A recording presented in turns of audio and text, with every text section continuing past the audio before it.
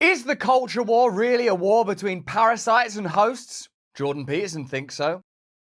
Hello there, you 6.5 million awakening wonders. Thanks for joining me for this special hour-long exclusive conversation with Jordan Peterson, available in full for the first time on YouTube. Turn on the notification bell and subscribe right now to ensure that you're informed when we do these magnificent pieces of content. I talked to Jordan Peterson about how sex evolved in order to introduce complexity that cannot occur naturally without sexual congress. It's a fascinating conversation, and to look at the psychological connotations for something as evolutionary significant as sex itself, something we don't even think about, do we really? Other than bacteria and amoeba and the occasional reptile, sex is baked into our evolutionary systems. So to consider it from a, ontological perspective is certainly interesting. We talked, of course, about the culture wars, and we talked as well about censorship. Please enjoy this fantastic conversation for the first time, available on YouTube. You know where they're available first. It's good to see you, Russell.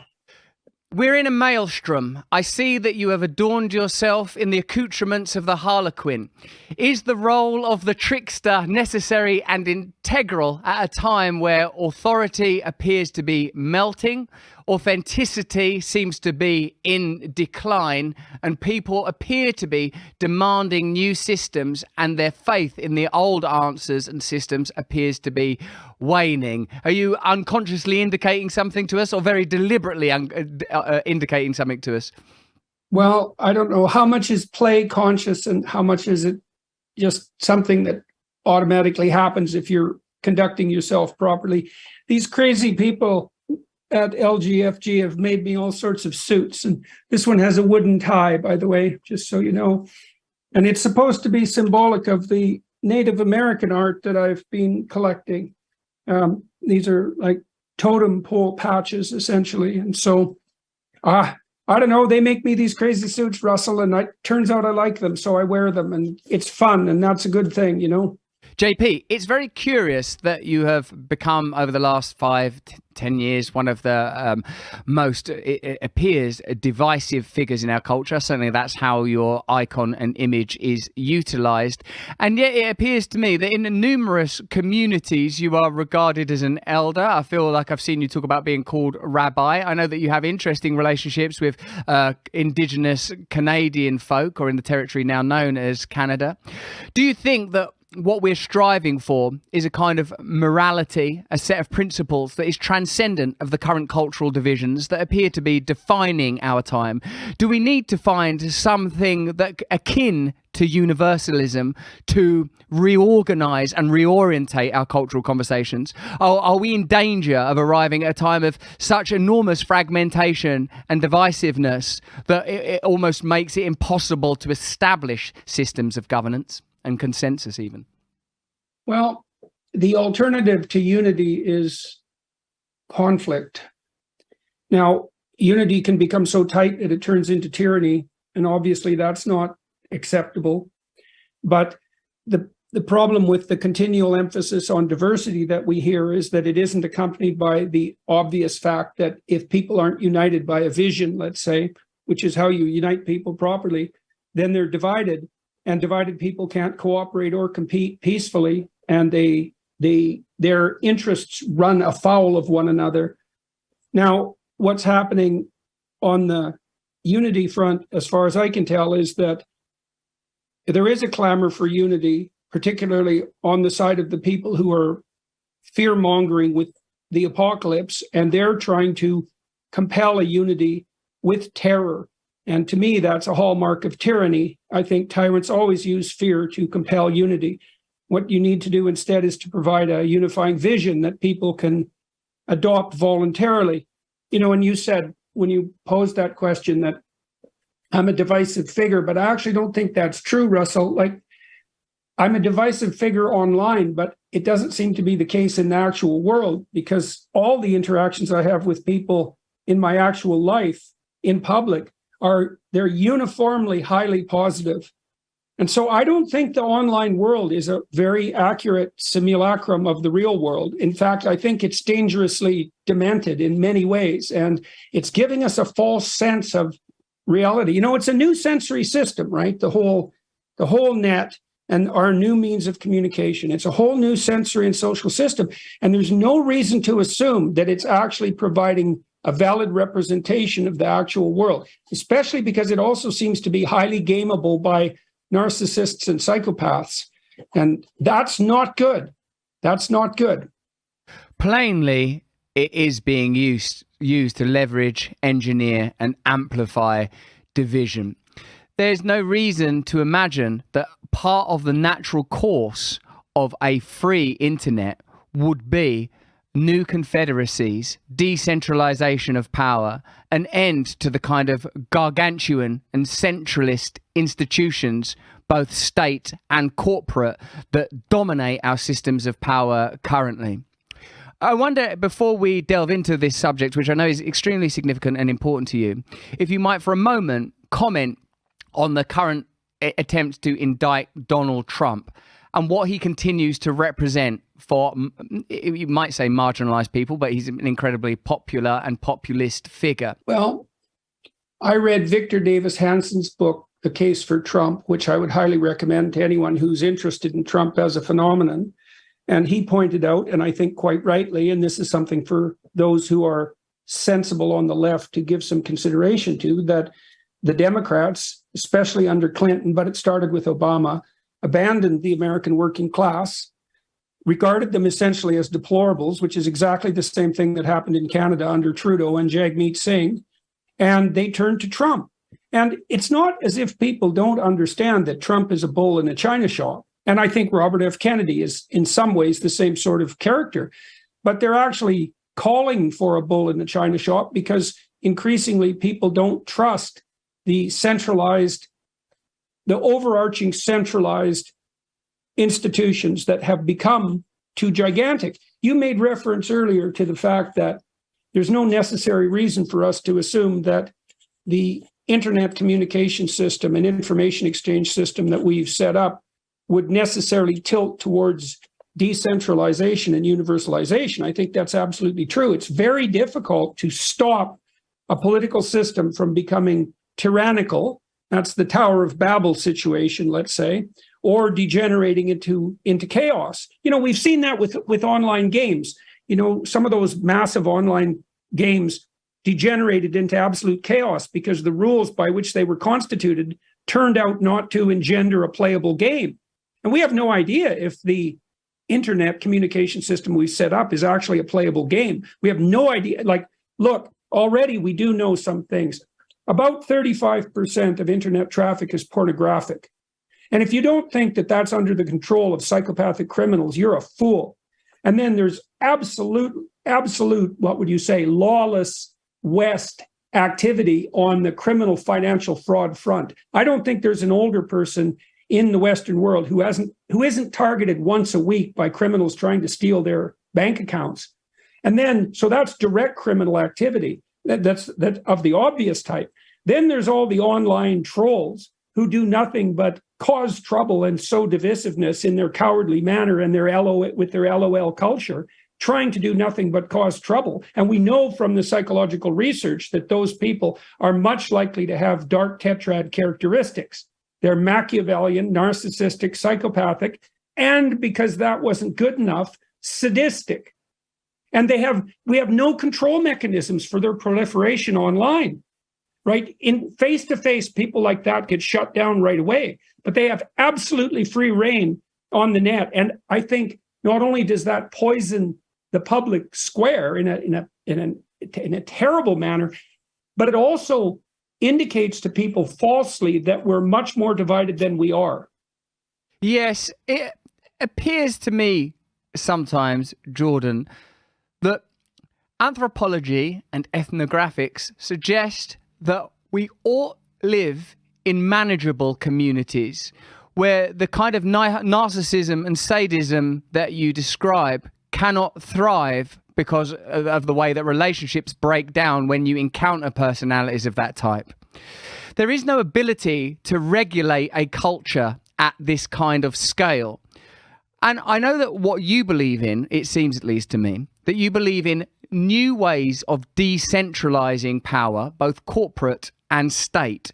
I wonder, are you saying something as significant as the nation project has had its demi-millennia, and that it's time to review even the findings and the treasures of the Westphalian Treaty? Is this a time where we review the way that we organise cultures and society? Because it appears to me that the reason that we have these great gargoyles and demons occupying the public stage, vivid caricatures, vile, lurid and pornographic language, even outside of the erotic, is precisely because we are living in some outgrowth, in some exaggeration, in some unbearable amplification of the type of systems that we might live by. Industrialization, it seems, ultimately introduced a great deal of tyranny, as well as the miracles it delivered. Agriculture, perhaps the same could be said, but we have no contingency for the problems of scale that have been created by this new type of technology. And it seems to me that unless we introduce real measures, as you say, control mechanisms, that the tyranny now is appearing to be inevitable without significant and organized opposition. Okay, so one of the things you said at the beginning of that was that when you extract relationships out of their local environment, you lose a regulatory function. You lose an implicit regulatory function. So imagine that, you and I have had multiple opportunities to communicate. And one of the things, and we want to sustain that. So one of the things that we do while we're communicating, we might be trying to make our individual points for our own particular purposes. Hopefully, we're trying to do something like investigate the truth, mutually. But in any case, even if our own personal interests did creep into that, if we had any sense, our exchanges would be bounded by the realization that we're going to interact repeatedly for an indefinite amount of time into the future, right? And so that makes us instantly, the dyad that we form, that makes us instantly into an interacting and iterative community. Now, I believe that it's out of iterative interactions that fundamental morality emerges. And there's plenty of game theory that indicates precisely that. Now, see what happens to psychopaths and predators and parasites is that they sacrifice the possibility of a long-term relationship for immediate gratification. And that's not good for them, by the way, because they tend to be very unsuccessful people, and they have to move from victim to victim very rapidly because people cotton on to their games. But they're not bounded by that necessity of responsible, iterated interaction, the same necessity that would govern you if you were in a long-term committed relationship or the relationship that you have with your children. And it's out of that morality springs. Now, if you eradicate that necessity, you disinhibit the psychopaths now, and the predators and the parasites. Now, here's why this is such a major problem, and it might be a deadly problem. So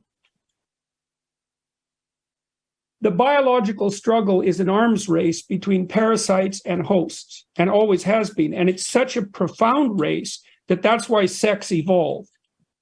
Sex evolved because there are creatures that replicate, even some lizards that can replicate essentially by cloning themselves. So they produce identical duplicates of themselves. But what happens is the parasites can optimize for their physiology and take them out. So sex mixes genes. Okay, so the reason I'm saying that is because the parasite problem is so deep and so profound that sex itself evolved as the method of replication to deal with it. Now, the online communication systems facilitate the parasites.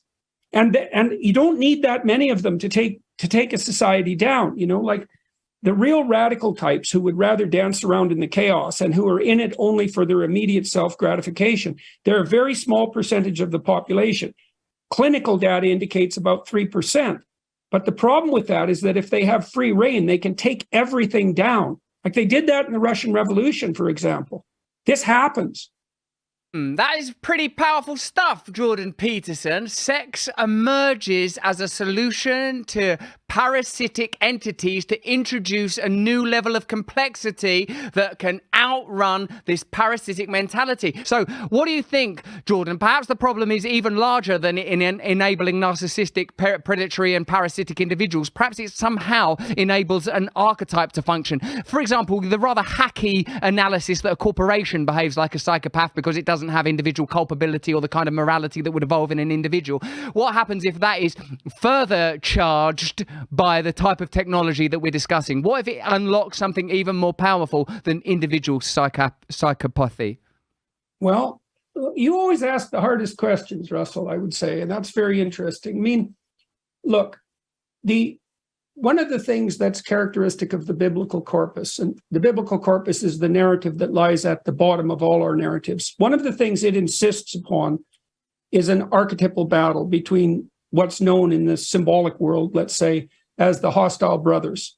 And the original hostile brothers are Cain and Abel. And they're magnified up into Christ and Satan as the symbolic narrative progresses. And you see this reflected in all sorts of popular culture tropes. You know, every superhero has his associated supervillain.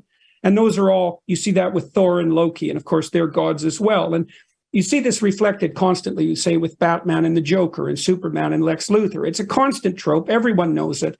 James Bond always fights some supervillain and often nested in a whole pit of supervillains. And there is a notion that's relevant to what you described, that there's a battle on the spiritual level. So you could think of that as the level of abstraction between the spirit of Cain and the spirit of Abel. And the spirit of Cain is the man whose sacrifices are rejected. And there's an implication in the text that they're rejected because they're of second-rate quality. It's never made quite clear, but you know, everybody's sacrifices are rejected from time to time. You work hard, you do what you think you have to do, and fate doesn't deliver to you what you think you deserve.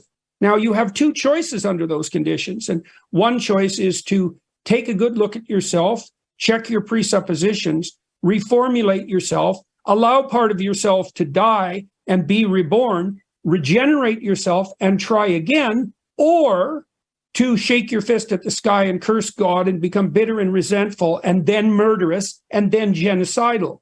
And that's the temptation. That's the dual pathways that have laid themselves forward to human beings since the beginning of time. Now, you asked if there's something archetypal going on under the surface that we're seeing the reflection of. And I would say, well, there's always been something archetypal going on. That's in the nature of archetypes. There's always been a battle between these two modes of existence.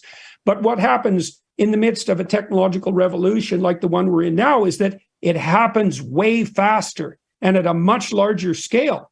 And maybe the outlines even become clearer. And you know, people are inclined at the moment to think conspiratorially. You know, they say it's as if there's a cabal behind the scenes maneuvering in a particular direction. And I would say there are micro cabals now and then acting out this archetypal pattern, but the conspiracy itself is actually a network of associated ideas that have an animating spirit within them that possesses people en masse, and they act in accordance with its dictates. If you read Solzhenitsyn's Gulag Archipelago, for example, one of the great things he did, that was probably the fundamental contribution of his work, was to show that the horrors of the communist regimes weren't an anomaly consequential to the instantiation of a potentially valid system, but the inevitable consequence of a non-playable game. And so the communist system laid itself out according to a certain set of animating principles, and that turned into this genocidal massacre. The question is, so I know now, I'm writing a new book about this, I know now that the structure through which we look at the world is a story. If you describe the structure through which we look at the world, that's what a story is. That's why we value stories, because we need to know how to look at the world. So the empiricists and the rationalists were wrong. We cannot derive a picture of the world through mere reference to the facts, because there's one fact per phenomenon, and there's too many phenomena. We're awash in them. You have to arrange them hierarchically. That's what a story is. And once you know that, the next question obviously is, well, what's the correct story? And I would say we at least know that it's not the story of Cain, but plenty of people are playing that out. Bitter, resentful, nihilistic, chaotic, angry at the structure of existence itself for the implicit suffering, turning against humanity, and the cosmos for that matter, in their vengeful anger. And the problem with that, I can understand why that's justifiable, because lots of people suffer. But the problem with that is that it makes a bad situation into hell. And that seems like a bad idea if what you're trying to avoid is hell. Yes, that is what I'm trying to avoid. We know that order rests continually upon chaos. It's been a recurrent and defining theme of your work. When you get the sense that the culture is being beyond curated, censored, organized, and controlled by bad actors, it seems that you have a duty to oppose those actions and that telos.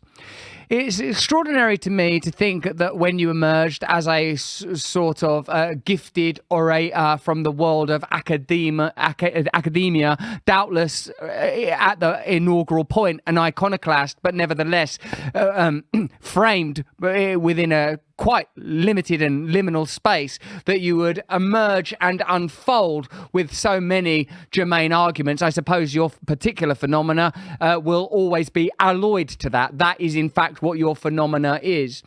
How do you feel now that you're operating in a space where some perspectives are censored on the basis that they are too right-wing? Some perspectives are censored on the basis that they are not medically sound. How can we have a framing where Donald Trump can be subject to these indictments, RFK, your video with RFK was taken down, where you can't speak freely about the events of the last 3 years, even when you're using as your basis demonstrable empirical facts? How are you going to continue to navigate this cancel culture and censorship when it appears that legislatively now significant moves are being made in the EU now to sort of penalise social media companies? You're aware of that, of course, and the Five Eyes nations introducing comparable legislation to impose further censorship. What kind of challenges do you envisage that we will face over the coming years, and how might we oppose them? Well, I think that we keep doing what we're doing.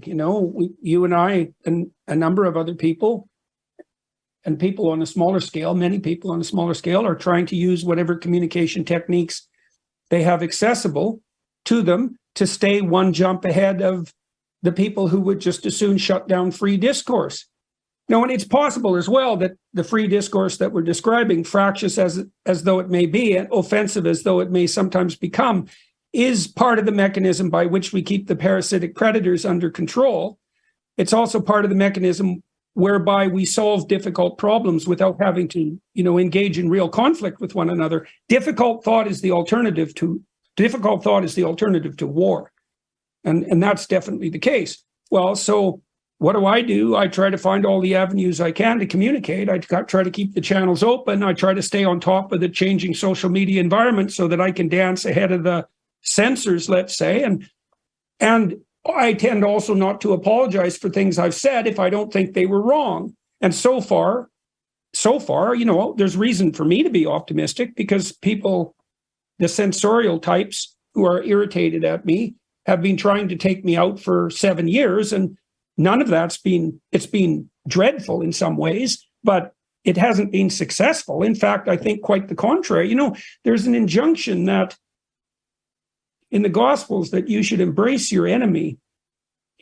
And what that means in part is even to regard enmity as an opportunity, to dance with it, And there's some real truth in that if you can manage it, one of the things my family has learned that is if we are subject to a particularly grotesque attack, and I would say the most emblematic of those was the attempt to cast me as Red Skull in the Captain America comics. It's preposterous to the point of surreality, but we turned it into a productive joke, and that's part of that trickster mentality, I suppose, on the positive side. And all that happened were positive things. It was stressful as hell when it first broke and unfolded, but the longer term consequences were very positive. And so I think, Russell, we all could be secure in the knowledge that if we faced enmity with truth and with the true desire to aim up, that even the worst of adversarial situations could be transformed into something that would further the enterprise. You see this in Goethe, in Faust as well. And when he characterizes Mephistopheles, right, who's a satanic figure, he's the figure to whom Faust sells his soul for infinite knowledge. he describes himself as part of the process that always, what would you say, always aims at evil, but ends up producing good. And so, I mean, that's a high level of moral standard, right? To embrace your enemy to that degree, to regard enmity itself as an opportunity to do good. But, well, if you're talking about archetypal realities, then you also end up talking about what constitutes the highest ideal.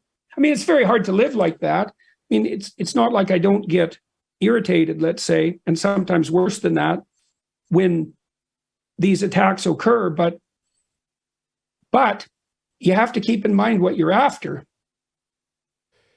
If one of these archetypal notions that we're attempting to understand is that behind apparent separateness, there is a unitive force, and that it is benign, and that it is loving.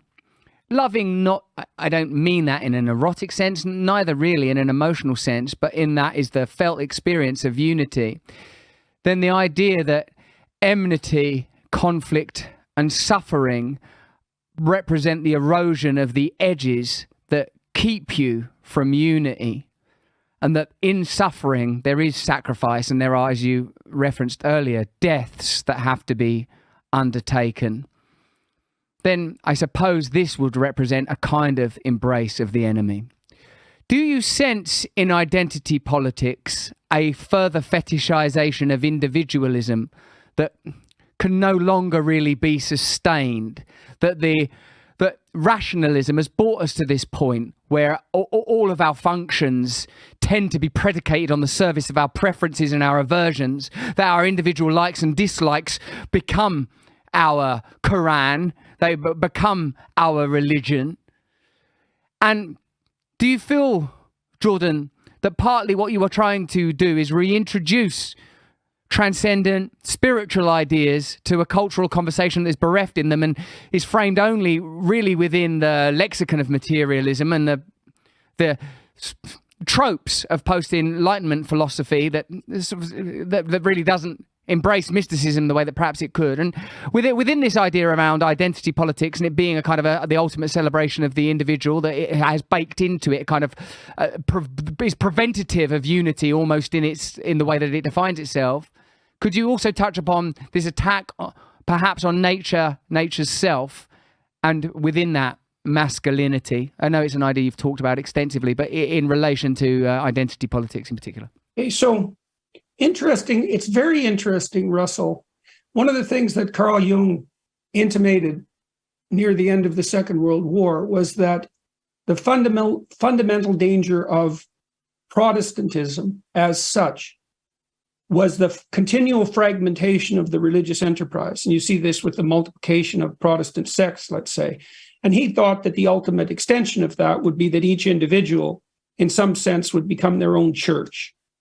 And so when God identifies himself to Moses in Exodus, he says, I am that I am, or I am what I am. He identifies himself as the principle of being and becoming itself. All right. Now, if you identify reality with your subjective experience only, you attribute to yourself that quality. I am the ultimate arbiter of what constitutes reality. But there's a weird twist in that, and it's one that I don't exactly understand, because the subjectivity to which all things are to be subordinated tends to be allied with an extremely narrow hedonism. And so the people who are pushing forward an identity politics seem to identify their own individuality with nothing more, let's say, than their immediate sexual desire. And I would say sexual particularly because so much of identity politics is about sexual attraction. And then you might say, well, it's a pretty strange theory of human existence that you are to be identified with one biological whim, let's say. And the unity that you're describing, I don't even think in some sense is metaphysical or transcendent. I think what it is the hammering into a higher order unity of the plethora of fundamental motivational and emotional systems that would otherwise manifest themselves as a pure local subjectivity. And if that happens, you run into the psychopath problem. Like if you're only out, let's say you identify yourself with your desires, your immediate desires. well, then you're going to treat everyone around you and yourself like a means to the gratification of those immediate desires. And what that will do is that'll destroy you in the future, because you're not giving your future self any allowance. You do terrible things now because they're pleasurable, regardless of consequences. And you treat everyone else as if they're lesser and subordinate to your whims. This higher unity, it isn't less real than the subordinate whims. It's more real. Like the hero archetype is the most real representation of the human self. It's the most real. And it's based on the idea of something approximating courageous self-sacrifice. So, for example, you see in the dragon fight story, the notion that you have to confront what you're terrified of and repelled by. You have to do that voluntarily. The more assiduously you pursue that, the bigger the treasure you garner. If you garner the treasure, you're obligated to distribute it generously to the community. And it's all of that that makes up that central archetype of the hero. And that is the central unity, right? That unites the individual internally, unites motivation and emotion, and then unites each individual with the community.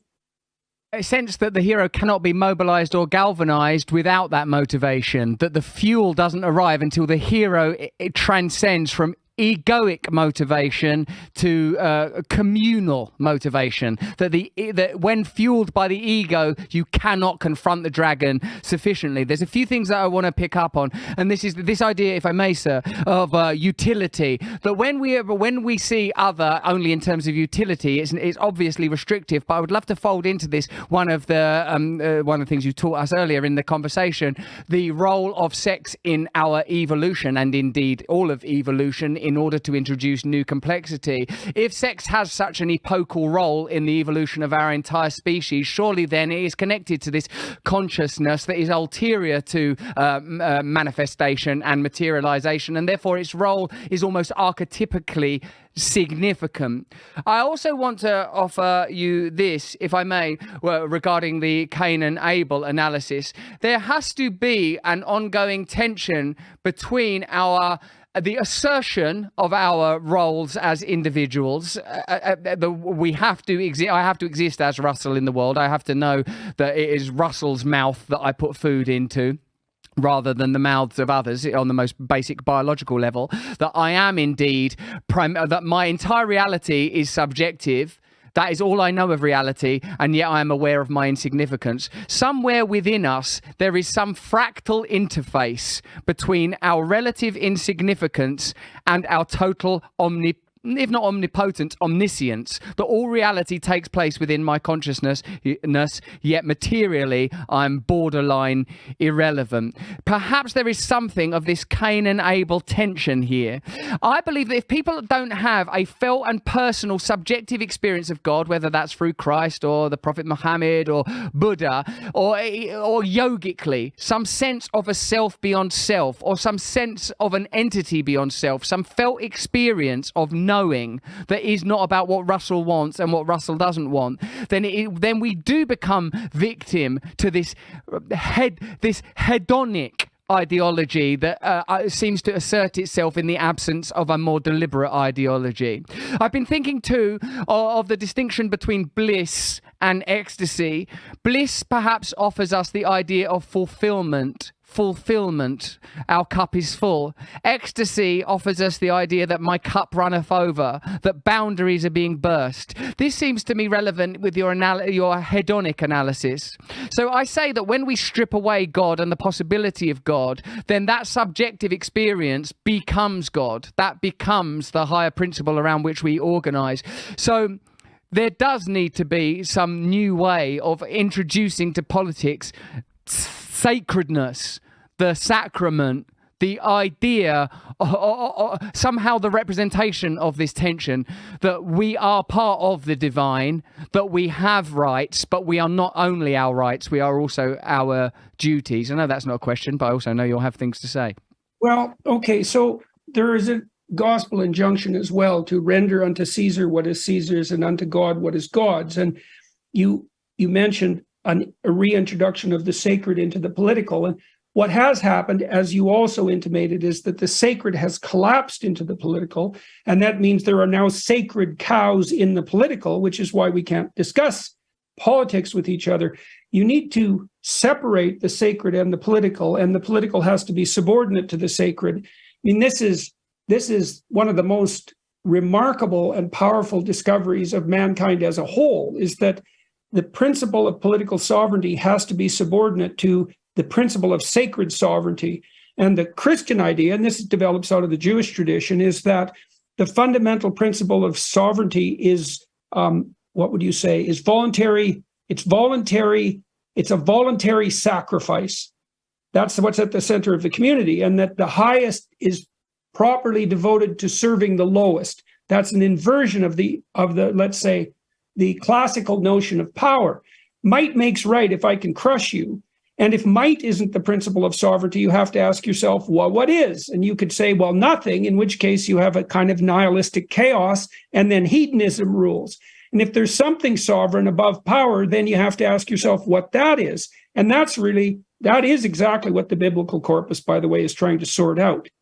So you see prophets, for example, emerging repetitively in the Old Testament, and they are people who, what would you say, they evince faith that the fundamental structure of reality is good, and that if you live in truth, you can bring about a new reality that's even better. That's the axiom of faith. Then they'll confront, let's say, the tyrant or the catastrophes of the natural world with that banner in hand and revitalize. And the biblical narrative is predicated on the idea that the Christian Savior is the ultimate expression of that developing spirit, right? The manifestation of that, the embodied manifestation of that. I'm going to ask you now some questions that will be that have elicited and have been elicited from our audience. Excuse me. See Sound of Freedom. What does this mean? The success of this movie? Does it mean that you can now bypass the typical and former establishment models of promo? Does it mean that people are interested in stories that have a sort of a plain sort of Christian ethos? What do you think is the significance of this film and its success, Jordan?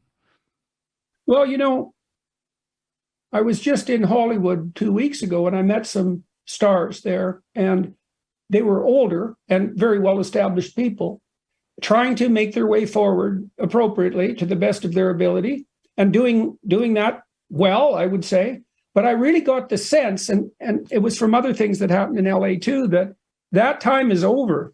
And I know from talking to my friends in LA, and I can't be sure that this is 100% correct, but that the only star now, for example, who can ensure box office success is Tom Cruise. And interestingly, Cruise is also one of the stars who's completely dissociated himself from the political. I mean, I know he's involved with Scientologists, and that's neither here nor there for the moment, although it might have given him somewhere to put his religious enterprise, and kept him out of the political. But then you see that also happening at the same time as the writer's strike. And my sense of the writer's strike is that no one cares. And I think that system has collapsed. Now, you look at what happened with The Sound of Freedom. Part of that is people saying, to hell with the woke entertainment mob. We'll go watch this just because we're being told not to. But part of it also is the desire that people have for a truly archetypal story. And whatever else you might say about The Sound of Freedom, it's essentially a hero story. I mean, it has political connotations, and it's grounded in the events of the real world, let's say. But fundamentally, it's, one lone guy supported by his dutiful wife, who's motivated by higher order principles to take on the worst of the predators and the parasites. And so, yes, people are dying for that. People have always died for that story, like psychologically and literally, because it's the right story. The hero stands up against the tyrant. Right? The hero leads people out of slavery. The hero confronts the dragon.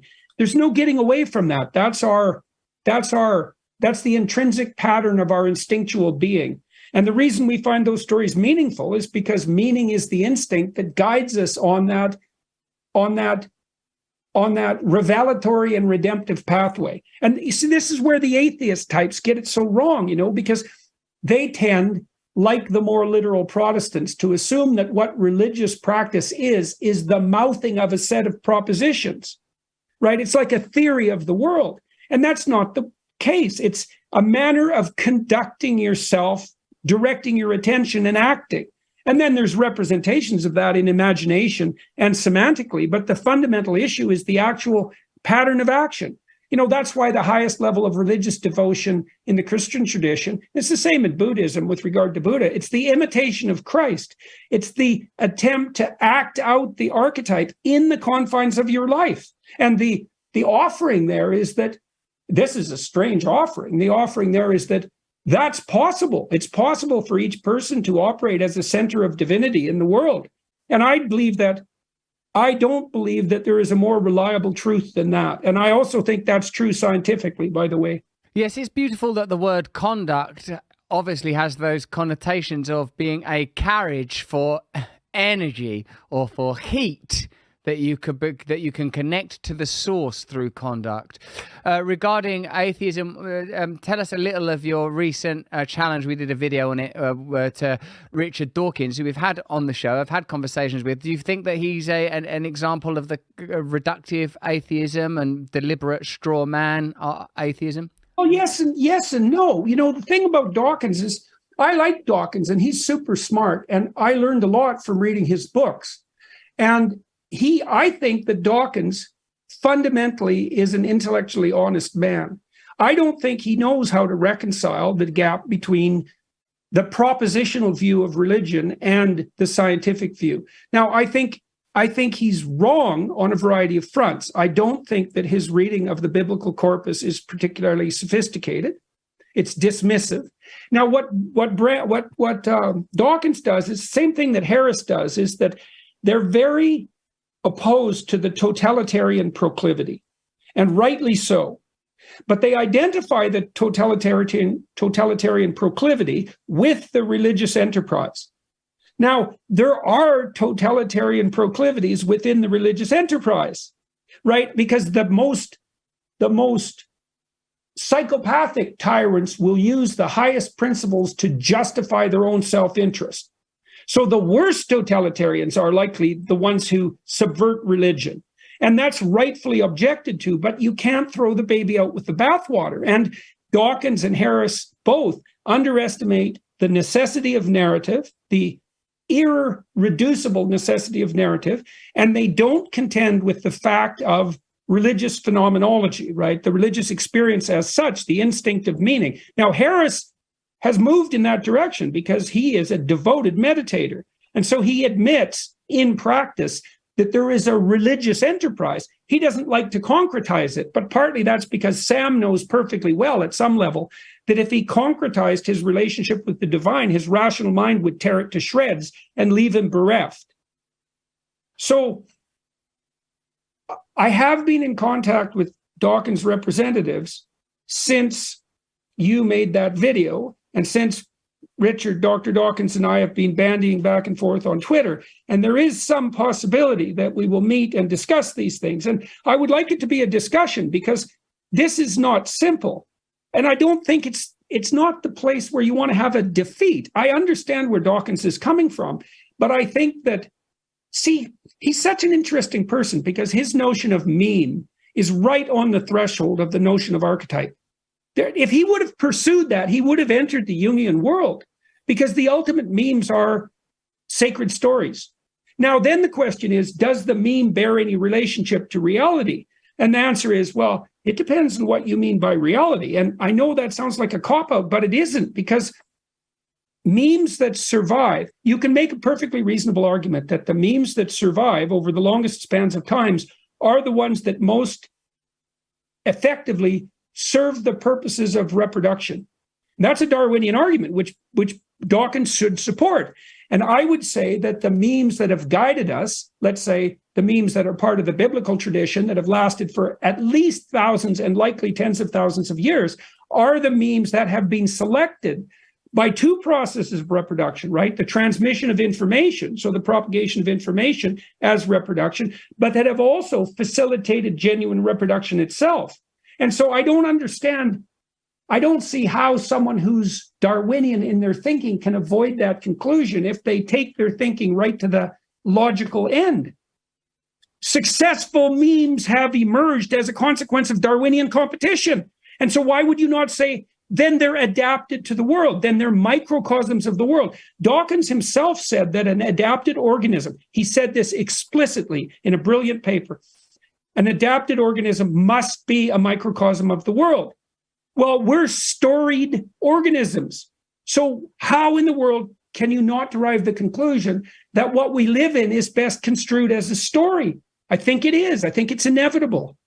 And then the question is, well, what's the story? Well, we've been trying to figure that out since we've been able to communicate. Thousands, tens of thousands of years. And voluntary self-sacrifice, the dragon fight motif, the bearing of the cross, the voluntary bearing of the cross, that being the precondition for redemption and renewal. That's all part of that system of ideas. And I think it's inescapable. Yes, that there would have to be some concomitant magnetism. There would, for a meme to land, for a meme to imprint. It can't sustain its own ongoing randomness and simultaneously narrativize. Those two things are those. There's a juxtaposition in that. Another way of looking at it, you're absolutely right. Here's another way of looking at it. The stories that survive are those that are maximally adapted to the structure of human memory and communication. Obviously, because they wouldn't be remembered or transmitted. They wouldn't strike home. They wouldn't have any compelling power. So the stories have to arrange themselves so they're analogs of the biological substrate that's representing them. And that means they're an echo of, you could say, they're an echo of the soul, right? But you can make that case biologically. And I don't see any escape from it. So one of the things I've learned, for example, is that the instinct of meaning itself, it's a reflection of something the Russian neuropsychologist called the orienting reflex, the orienting response, which is the response that orients you to the emergence of new information in the environment. That grips you. It's like the burning bush. It grips you. And that grip is represented at multiple levels in the nervous system. And that grip occurs on the border between order and chaos. Like, technically speaking, that happens to be the case. You want to be somewhere where you have 1 foot in order and 1 foot in the unknown. That's the eternal dragon fight. That way you're stable enough to maintain yourself, but you're also challenging yourself enough to continue to grow and change. Meaning signifies your existence in that place, right? And that's part of the divine order. And I see absolutely no evidence in the relevant neuropsychological literature that any of that is less than biologically accurate. And I know the great literature, Jeffrey Gray's book, The Neuropsychology of Anxiety in particular, and Jaak Panksepp's Affective Neuroscience. And I've talked to many neuroscientists. What's his name now? He's the most cited neuroscientist in the world. He wrote a lot about emotional responses and entropy. I asked him specifically, his name will come to me, whether or not object perception was a micro-narrative. And he said, necessarily yes. You think about that. Every object we see is a prop in a play. At the perceptual level, that shatters empiricism. You don't see facts and objects and attribute to them meaning. You see props in a play. And the question is, well, what play are you playing? What part are you playing? There's no detaching perception from the underlying narrative. It's not technically possible. Yes, I like that because it suggests that consciousness is the prima materia of our reality, that consciousness is the baseline, is the fundamental frequency from which secondary phenomena emerge, that this is Genesis, this is the point of origin, this is what precedes that molecular explosion that grants us all reality. Is this the way that you might conduct yourself at the Peterson Academy, bringing together a variety of subjects to create a multidiscipline education? Would you house debates between yourself and Dickie Dawkins? Would you find me in some cyber corridor, in a mortarboard, in a Hogwarts scarf? Will there be inter-house competitions and Quidditch matches? Would you invite J.K. Rowling so you can be the most controversial in the staff room? What's it going to be like at the Peterson Academy, JP? Well, I think all of that would be great fun, and as you know, we've invited you to participate. We'll work out the details of that as we move along. What we're doing at the moment is we're trying to find people who are great communicators, who believe fervently in the integrity of their ideas, and then inviting them to produce 8 hours of content pertaining to what they would love to teach most if the restrictions were stripped from them. So, we're trying to produce a diverse range of courses. Our first goal is to produce a Bachelor of Arts for people, an online equivalent to a Bachelor of Arts. I don't think we'll accredit the university because we have to deal with the accrediting agencies, and that's so much of a bureaucratic nightmare that it would be fundamentally counterproductive. But I think we'll be able to guarantee potential employers that our graduates will be accredited in a manner that truly indicates their ability to learn and their disciplined conscientiousness and their potential creativity. So the market value should be there. And we want to walk people through a corpus of courses that will, what would you say, enable them to think more clearly and make them sophisticated players, so that if they want to be successful in whatever way they define success, they're going to be armed with the tools that enable them to do that. And we produced a writing app too called essay.app, that teaches people to write. And, a cynic might say, well, I don't have to write because I have ChatGPT. And the proper response to that is, and this might be the motto of our university, think or die, right? That's the purpose of thinking. Alfred North Whitehead said this: you think so your thoughts can die instead of you. You engage in combative dialogue so your idiot notions can perish before you act them out and suffer. And the reason you think, and the reason you write, and the reason you don't cheat when you do that, because if you don't think, you suffer and die. And so we would like to arm people with the best of thoughts and also with the skills necessary to think, so that they can make their way forward properly in the world. That's the goal. And then we want to do this, and this is part of the comical element of it. I'd like to knock the price of a bachelor's degree down 95%, because I think that's possible. And I think it's comical. It's comical that that's a possibility, but I think it is a possibility. We have great lecturers lined up already. We've taped 20 courses. They're very nicely filmed, very professionally.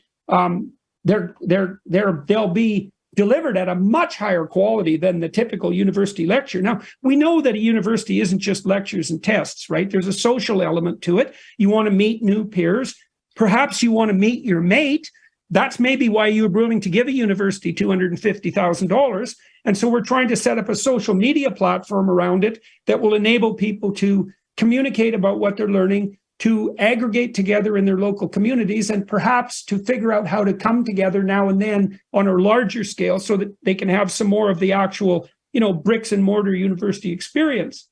And so, we'll see if we can manage it. But so far, we have had enthusiastic participation from our lecturers. And that's also partly because we treat them nicely.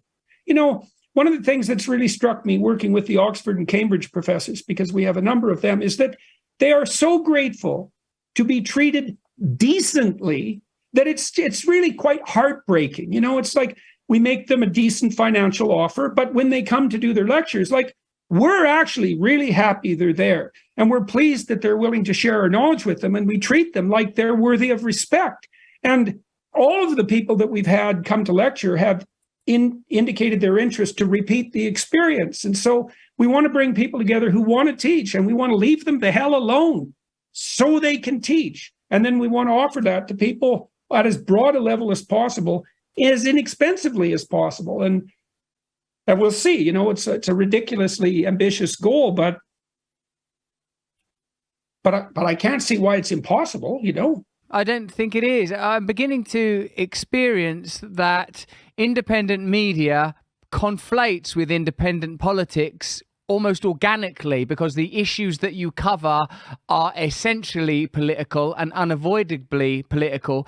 Adding education to that now triumvirate, it appears necessary and essential and a significant part of your modality of decentralization and your desire for decentralized models. Professor, please finish. There are people all over the world that are clamoring for high quality education, not least in the West, but also everywhere else. And the new technologies of translation also may make it possible, at least in principle, to offer what we're offering in a multitude of languages. And, and the translations are very accurate and very high quality. And so, we'll see what happens. We're very much looking forward to doing it. We figured the 8-hour format seems to be about right. maybe we'll bundle like 2 8-hour courses together to make a single university credit, something like that. But, obviously people can tolerate a 3-hour podcast, and those are educational content. I think 30 hours, which is a standard university course, is actually too long for online provision. There's no reason not to break that up and to not overwhelm people with, content that would require a devotion of time that they might not be able to manage, especially when you can aggregate courses together anyways. And so 4 2-hour lectures seems to be maybe the sweet spot for the electronic delivery of educational material. We'll see. We launched this Exodus seminar on YouTube, and it's 16 2-hour seminars devoted to an explication of the Exodus story, which was a remarkable thing to participate in, by the way. And people are responding very positively to that, as they did to my series on Genesis. So there's definitely a hunger for high quality educational material. And it's also lovely to be one of the things that's been quite delightful in some ways about no longer being associated with the university, even though there's parts of it I miss, is that when I'm lecturing, I'm only teaching people who actually want to learn. And hopefully this Peterson Academy will be set up that way too. We'll only have teachers who want to teach, and we'll only be teaching students who actually want to learn. So that's an optimized play situation, right? And so hopefully there can be some joy in it and some playfulness. You referred to that as a possibility, and that would be, well, that's the goal. I shall set about designing my lectures even now. You will find me a renegade teacher. Sure, I don't play by the rules, but I get the job done. While people are in my class, they'll play by my rules. First rule, there is no rules. 12 rules for life. I give you 13 rules for life. The 13th rule is ignore the preceding 12. It's going to be an education in skullduggery and needless trickery. JP, thank you so much for joining us today. We're only curtailing our conversation to broadcast it, as a matter of fact, because we're putting it out this evening. Otherwise, I would carry on long into the English night. Well, and hopefully you'll be moderating my discussion with Richard Dawkins. I think that would be ridiculously comical and interesting. And hopefully we can do it in a manner that's truly productive. I think we could manage it, And like I said, I have a lot of respect for Dawkins. He's the most effective voice there is for that reductive materialist atheism. And that's a non-trivial force to be reckoned with, right? And the totalitarian contamination of the religious enterprise is also something that has to be hashed out. When he came here, he was so lovely to Bear, my dog, not realizing that if you were to make an anagram of that 3-letter word, he'd be in all sorts of trouble. Talking to you, man. Lovely. Good luck with continued enterprises. Thank you. Yeah. Thanks to everyone who's watching and listening too, really. Oh, thank you. Yeah, you're getting a lot of love here. I'm sorry I didn't get to ask your questions, guys. JP, thank you as always. Lots of love. Let us know what you thought about that in the comments. Also, tell us who else you want us to see in these 4 special long conversations. Remember, they're all available as podcasts. There's a link in the description to get them as audio. And if you like a little bit of EPL, a bit of English football, and a bit of fun and comedy, why not listen to Football is Nice? We'll, of course, be back with our main show, Stay Free with Russell Brand, over on the other place. You know where to find it, from the 4th of September. Join us there. We've got fantastic guests coming up, including Eckhart Tolle and Candice Owens. Let's get them on the same show. That's going to be crazy. If you enjoyed this video, have a look at either of these, turn on the notification bell and subscribe. But more important than any of that is, if you can, please stay free.